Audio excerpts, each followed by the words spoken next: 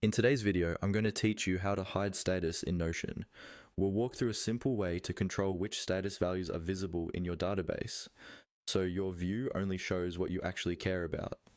This is really helpful if your task list feels cluttered, or if you only want to focus on specific stages, like in progress or blocked.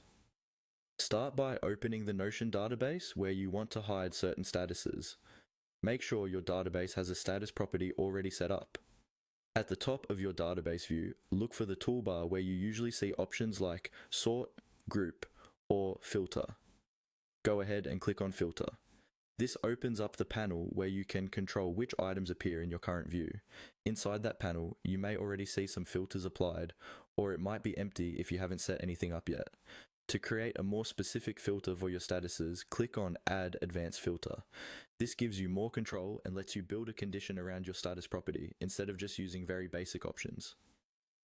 When the new filter row appears, you'll see a field that usually starts with something like Name or another property from your database.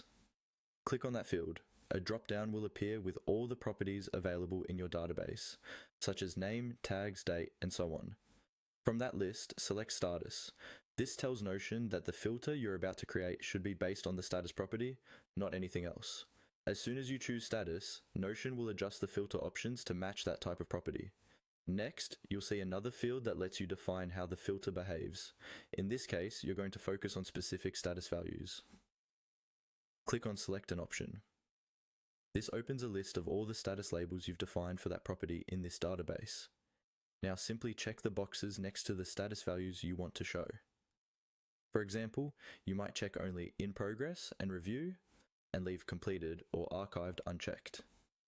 Any status you leave unchecked will effectively be hidden from this view, because the filter is only including the ones you selected. Once you're done choosing, your database will automatically update.